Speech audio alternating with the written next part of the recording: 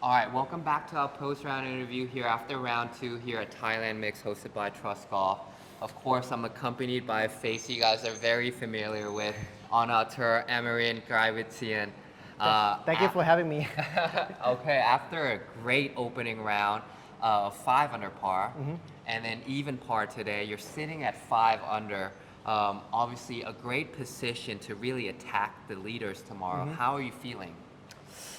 I feel like I could have done more today, but I mean, pretty much struggle the whole round. I mean, nothing much in particular, but just on and off, on and off. Body wasn't feeling well this morning.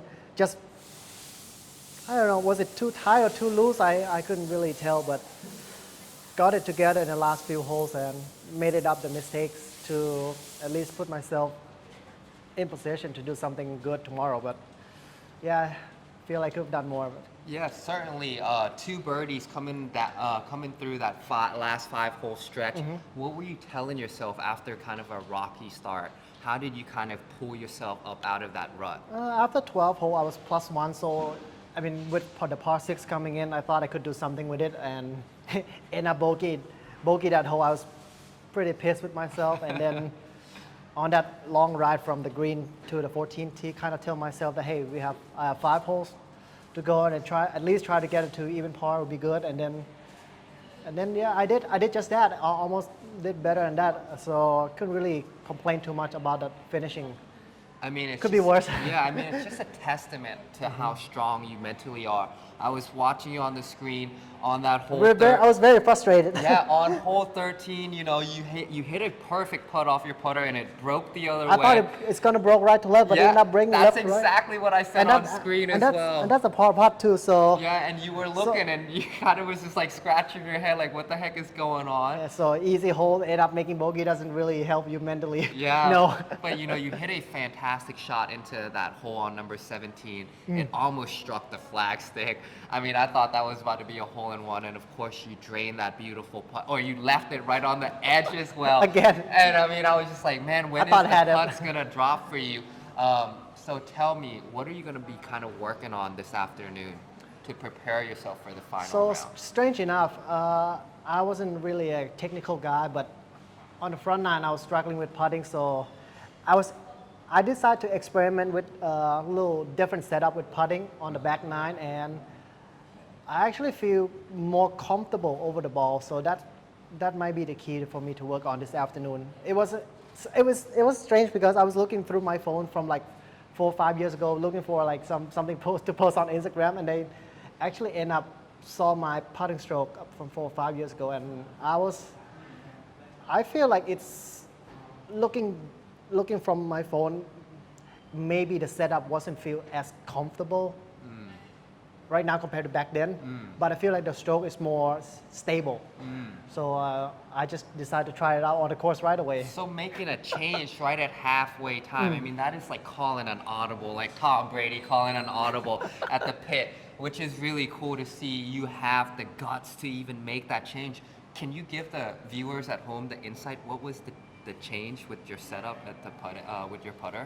Normally I was set up with a pretty close stance, a little open but close stance, but I feel like lately over like inside 10-15 feet I wasn't feeling as comfortable. I feel like I don't like my weight move a little bit. I don't like that, so I try to make a wider stance.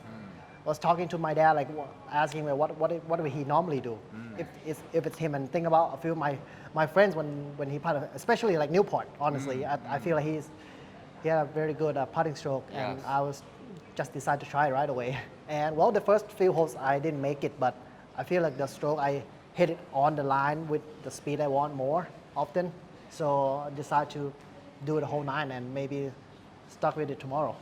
Viewers, you could see the kind of like the inner work in a player's head, kind of like all the little details he's going through and thinking about it.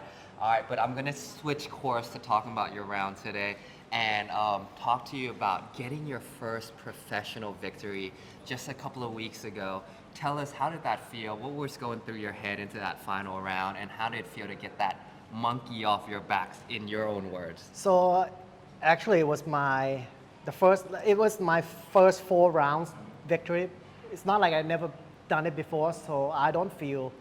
Whenever I feel excited coming down stretch, for me personally, I love the excitement. I mean, that's why we play for, honestly. So that doesn't scare me at all. But I think it's the preparation. If you need to put yourself in the position enough time to know what you need to do. I think that's just different. And for me, in order to do that, it's obviously from experience a bit, but also from preparation. Like how mentally tough are you? Like when you practice, it's not just like just hit putt. You sometimes just have to like play against yourself because it's not like you're playing with anyone else on the course. Golfers, listen to this young man. He's dropping a lot of gems here in this interview. Obviously, congratulations on your last win. You talking about putting yourself in position to win. You, of course, put yourself in another great position to win again tomorrow. Certainly hope you have an amazing round tomorrow. Thank you so much for your time, and good luck with the rest of your round tomorrow. Thank you for having me.